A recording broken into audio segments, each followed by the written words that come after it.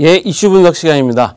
오늘은 이슈 분석을 좀 해드리기 앞서서 지금 코인스토리 보셨죠? 코인스토리를 많이 자주 보시는 게 투자하시는 분들한테는 많이 도움이 될 것 같아서 이 말씀부터 드리고 시작하겠습니다. 오늘 이슈 분석 시간에는요, 처음에는 중국 해외 암호화폐 거래 사이트 차단이라는 뉴스를 먼저 했는데요. 코인데스크에서 지금 상하이 증권보를 인용해서 한 보도인데요. 중국 금융당국이 124개 해외 거래 사이트를 차단했다고 합니다. 중국은 이미 2017년부터 코인을 공개하는 걸 금지하고 있고요. 그 다음에 암호화폐 거래 사이트를 폐쇄 조치를 했는데, 문제는 뭐냐면 중국은 암호화폐, 어제도 뉴스에서 말씀드렸지만 암호화폐 순위를 발표했어요. 그것도 정부 산하 연구기관에서 발표했죠. 그 다음에 상하이 거래, 이번 주 뉴스에만 봐도 상하이 거래소에서는 블록체인 플랫폼을 만들어서 활용하겠다라는 이야기도 했고요. 그 다음에 장동닷컴, 그러니까 전자상거래 업체죠. 여기서도 현재 플랫폼을 만들어서 기업이 활용할 수 있도록 하겠다라는 이야기도 했습니다. 중국은 현재 두 얼굴을 가지고 있죠.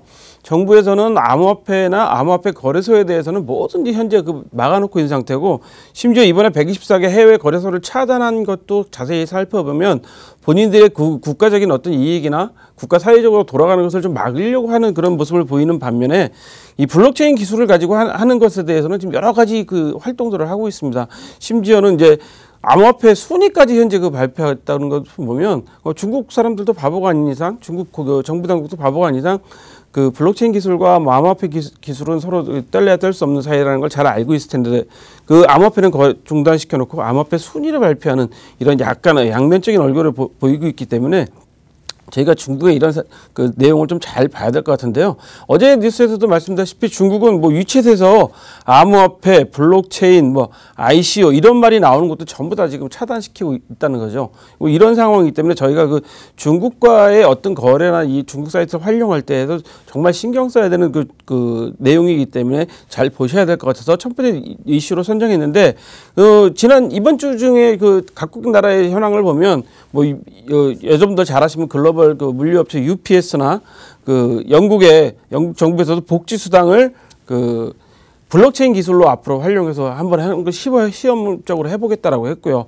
UPS 같은 경우도 글로벌 물류를 현재 찾는데 블록체인 기술을 활용하겠다고 했습니다. 미국 같은 경우는 여러 가지 현재 있겠지만, 현재 미국에서도 의회에서 이미 에너지 천연 자원위원회에서 이런 청문회를 했죠. 왜 블록체인 기술이 과연 우리 사회, 미국 사회에 어떤 영향을 미칠 것이며 에너지의 효율성을 얼마나 높일 수 있을 것이냐, 또 이런 암호화폐나 블록체인 기술 때문에 전력을 많이 사용하게 되는데 그거에 대한 효과나 문제는 없는가, 이런 걸 다들 하고 있습니다. 근데 우리나라만 아직 안 하고 있다. 사실 중국은 두 얼굴을 가지고 있지만 자기네 나라 기술 발전을 위해서는 여러 가지 현재 액션을 취하고 있기 때문에, 저는 개인적으로 암호화폐 순위를 발표하는 것에 대해서 상당히 중국 정부의 의지를 좀 읽을 수 있지 않는가라는 점에서 첫 번째 이슈로 선정해 봤습니다. 자, 두 번째 이슈는요, 미국이 비트코인 ETF 또 승인 거절입니다. 얼마 전에 미국의 윙클버스 형제가 신청했던 2개 ETF가 거절됐다는 소식을 전해드렸는데요. 어제 또 미국 증권거래위원회에서 9건의 비트코인 승인이 올라온 걸 전부 다 거절을 해버렸습니다. 근데 거절 사유를 자세히 보시면은요, 시세 조작 가능성이 크기 때문이다라고 했고요. 거기에 또 한 가지 뭐가 있냐면, 거래소 자체가 갖는 거죠. 암호화폐 거래소 자체가 갖는 의무가 사기와 조작 행위를 방지해야 된다. 또 투자자도 보호해야 되고 공익적인 목적도 갖고 있어야 된다라는 게 현재 거래소의 입장이라고 하는데요. 지금 걱정스러운 게 이번 9월에도 9월 23일경에도 지난 7월 달 발표할 거를 9월 23일로 현재 밀어놓은 게 있다는 뉴스 말씀드렸었죠. 그래서 9월 23일에도 또 지금 현재 ETF가 될 것이냐 안 될 것이냐인데, 사실 그때도 좀 어려워 보일 것으로 보입니다. 윙클버스 형제 같은 경우는 이미 2번이나 이분들은 현재 신청을 했다 거절당했는데, 그런 걸 또 그런 거절을 당해도 윙클버스 형제는 뭐라고 얘기했냐면, 우리는 이런 거절을 계속 당하더라도 이것을 뚫고 나가기 위해서 노력을 할 것이다라고 했어요. 그래서 어제 뉴스에 말씀드린 것처럼 그저께 뉴스 말씀드린 것처럼 이 윙클버스 형제가 운영하는 재민이를 중심으로 해서 자율 규제 기구를 만들어서 우리가 어떻게 정부의 규제 사항 말고라도 정부에서 현재 계속 걱정하는, 그러니까 시세 조작이니 사기니 그다음 그런 것에 대해서 우리가 이겨내기 위해서 계속 이런 자율 기구에서 좀 하겠다라는 의지를 계속적으로 보여주고 있기 때문에 그 의지는 확실한 것 같습니다. 그래서 저도 엊그저께 사실 그 암호 그 화폐 투자 이제 한 3년쯤 되신 분하고 대화를 나누고 좀 상담을 잠깐 했었는데요. 그분도 관심사가 우리 물론 한국분이죠. 그분도 관심사가 이 미국의 그 비트코인 ETF가 승인이 나겠습니까라는 질문을 저한테 하는데 뭐 제가 뭐 그 쪽집게 도서관이나 정확하게 알 수는 없지만 제가 지금까지 뉴스를 쭉 그 계속 그쪽으로 연계성 있게 본 결과로는 내년 3월에 그런 뉴스 있었죠.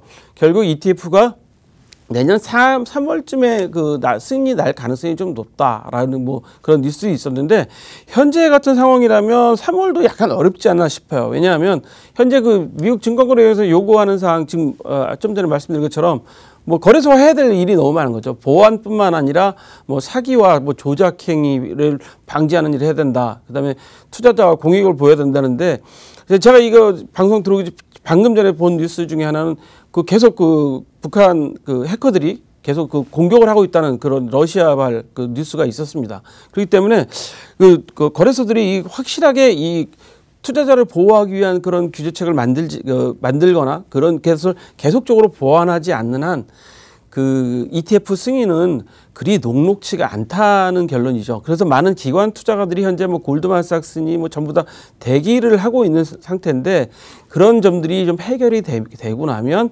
현재 그 승인은 날 것 같은데 내년 3월도 쉽지 않아 보인다. 왜? 미국 같은 경우는 이미 거래소 암호화폐 비트코인을 선물 거래를 현재 하고 있잖아요. 근데 그 선물 거래를 그 장 여는 시간이 아니라 장 외 시간에 하고 있단 말이죠. 그러면 장 외 시간에 하고 있다는 얘기는 그것을 충분히 검토해 보고 허가를 해주겠다라는 거기 때문에 그 장외 선물 거래가 이루어진 그 모델이 나와야지 최소한 1년 이상 뭐 최소 1년입니다. 뭐 길게는 2, 3년 정도의 거래 모델이 나와야지 이 정도 됐을 때 투자자에 대한 그 피해가 없겠다. 그리고 시장 조작 행위가 없겠다라고 판단되면 아마 미국 정부에서도 승인을 해주지 않을까라는 생각이 하는데요. 그래서 비트코인 ETF는 시간이 좀 많이 좀 걸릴 거라고 제가 저한테 상담하신 분한테 말씀을 드렸습니다.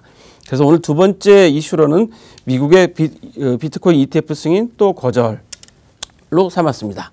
자, 세 번째 이슈입니다. 자, 세 번째 이슈는 채굴기 밀수 위법자 징역형이라는 그런 뉴스를 했습니다. 우리나라 뉴스인데요.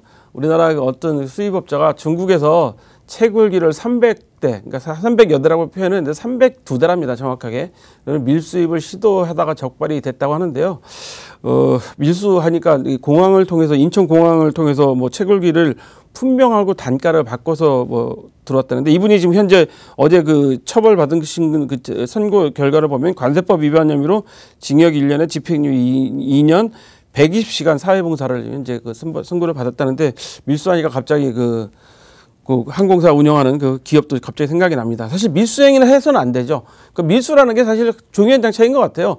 지금 이분도 채굴기에 품명하고 단가로 허위 신고했기 때문에 현재 밀수 혐의, 관세법 위반 혐의로 잡힌 거죠. 그러니까 정확하게 이런 채굴기고 가격은 얼마라고 해서 정확하게 신고를 해갖고 들어오셨으면 이런 일이 없었을 텐데 그렇지 않다 보니까 이 부정적인 우리 시장에 또 영향을 미치게 되죠. 야, 채굴하는 사람들은 전부 다 밀수 형식으로 하는 거 아니야? 사실 표현이 좀 밀수지 이분이 신고는 했는데 품명하고 가격을 낮춘 거기 때문에 사실은 유조행위였죠. 유조행위. 그래서 그런 것 때문에 또 뭐 이미지가 나빠질 수도 있는데 그런 행위는 있어서는 안 되겠죠. 그래서 이분이 지금 현재 처벌 받으신 때 보면 재범 가능성도 낮고 그다음에 이분이 또 잘하신 게 전자파 적합성을 인증을 이미 받았답니다. 검사를 받았기 때문에 이 정도에서 형에서 지금 현재 끝내준다. 그런데 사실은 전자파 검증도 받으신 건 잘한 일이긴 하지만 채굴에 많은 전력이 소모되는 점을 좀 감안해야 됩니다. 방금 전에 제가 들어오기 전에 또 뉴스가 들어오는 것 중에 채굴 업체로 의심되는 데서 화재가 발생됐다는 그런 뉴스도 있었거든요. 그렇기 때문에 여러분들이 이 점을 좀 잘 보셔야 될 것 같아서 세 번째 뉴스로 삼아봤습니다. 자, 네 번째 뉴스는요. 암호화폐 채굴에 스마트폰도 몸살이라는 뉴스입니다. 그 스마트폰 과열과 배터리의 빠른 방전 현상이 일어나신 분들은 아마 좀 자세히 좀 보셔야 될 것 같은데요. 크립토 재킹이 성행하는데 스마트폰에 악성 코드를 설치해서 지금 많이 하고 있답니다. 그 구글 플레이 게임에서 버그 스매셔라는 게임에서 이용자가 발견을 했는데요. 이 스마트폰에 악성 코드를 심어놓는 이유가 스마트폰은 수량이 많지 않습니까? 거의 우리나라도 뭐 거의 초등학생도 갖고 있고 뭐 거의 뭐 다 전 국민이 한두 대씩은 다 갖고 있는 상황이기 때문에 수량이 많아서 전체적으로는 잠재력이 높다는 거죠. 하나 스마트폰 한 대에는 그리 높지 않으나 전체적으로는 그리 높기 때문에 스마트폰이 되고 있고요. 애플 같은 경우는 앱을 많이 통제해서 좀 심하지 않은데 안드로이드는 좀 그렇지 않아서 좀 표적이 되고 있다고 하는데요. 여러분들이 백신 프로그램을 활용하신다든가 아니면 운영 체계를 최신 버전으로 업데이트 하시는 게 현재로선 최선의 방법이고요. 비공식 경로로 이 앱을 다운받는 등 그런 사용을 좀 자제하셔야 된다는 게 현재 전문가들의 의견이라고 합니다. 자, 오늘 저희가 준비한 이슈 소식은 여기까지입니다.